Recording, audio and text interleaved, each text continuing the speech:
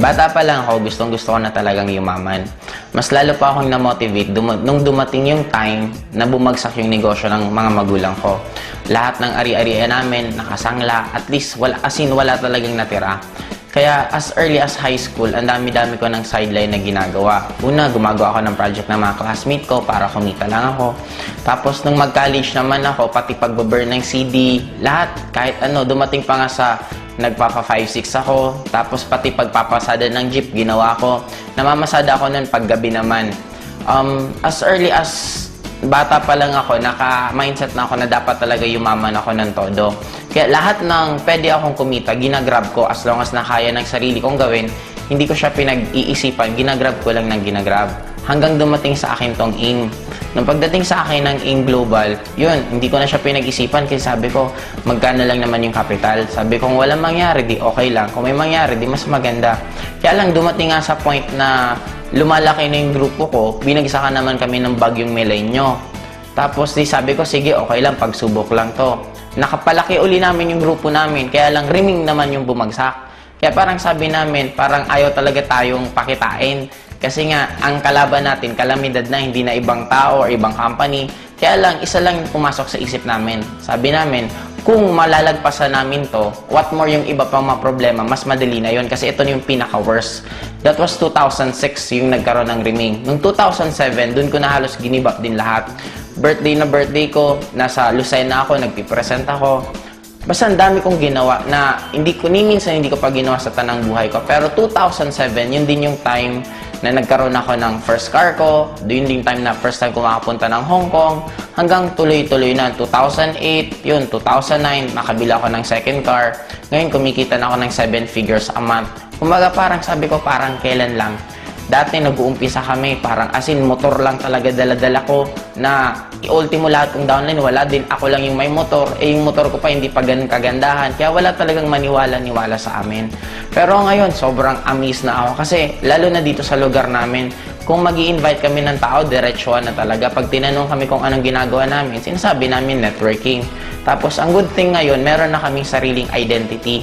And by next year din, bibili na ako ng sariling building na doon na namin ilalagay mismo yung opisina ng AIM Global. Kung mga first time in the history of networking dito sa lugar namin, ang dami namin kumitang tao na nagkaroon ng sasakyan and bibili din ako ng resort. Para susunod doon na kayo magkakandak ng training at yung mga grupo ko from other na place, pwede silang pumunta dito para maipasyal ko rin. Ang point ko kasi, iba pala talaga pag kumikita ka ng pera. Darating sa point na halos hindi mo na sa'yo importante yung pera. Ang pinaka-importante na lang sa'yo is yung convenient ng buhay mo. Ngayon, imaginein mo guys, by next year, ang isa pa sa plano ko, bibili kami ng yate. Kasi meron ng parking dito sa amin. Sabi ko nga, talagang lakas ng attraction ko. Kasi inuna muna yung parking ko bago yung yate kong bibilhin. And I'm proud to be alive sa walang ibang numero 1 networking company. AIM Global ang power. Grabe! And third din po is bibiling ko this coming December is Hummer. Sobra po akong talagang naa-amaze kasi sobrang laki po. Ang halaga po niya sa around 6.8 million. Isang sasakyan lang po. And ang kagandahan pa po ngayon, yung lifestyle na kahit saan pwede kang pumunta. Imagine mo guys, tuwing pumupunta ako sa magagandang lugar, tina-timing ko na halos konting tao. Kasi bakit? Para hindi masyadong magulo. Pumupunta ako, namamasyal ako weekdays. Guys, grabe guys! First time Asian Cross. Woo! Ang pinakamasarap dito, lahat ng pwede mong ma-experience sa buong buhay mo, pwede mong ma-experience sa AIM Global in a span of a few years lang. Grabe! Power! Woo! Katatapos lang namin magyate. Ngayon, hindi mo ba gagawin namin? Mag-jet ski kami. Yeah!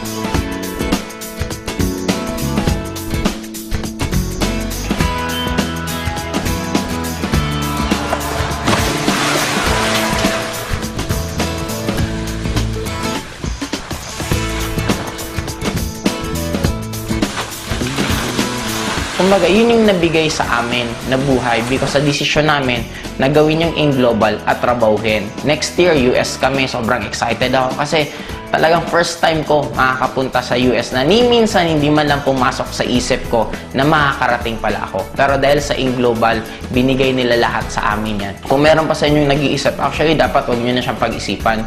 Kasi ang nakakaduda ngayon, hindi na yung networking hindi na In Global. Magpo 4 years na ang In Global, ang dami nang napayaman. Ang nakakaduda ngayon, kung pag-graduate mo ba, meron ka pang trabaho, or kung nagtatrabaho ka man ngayon, kung magkano yung natitira sa'yo.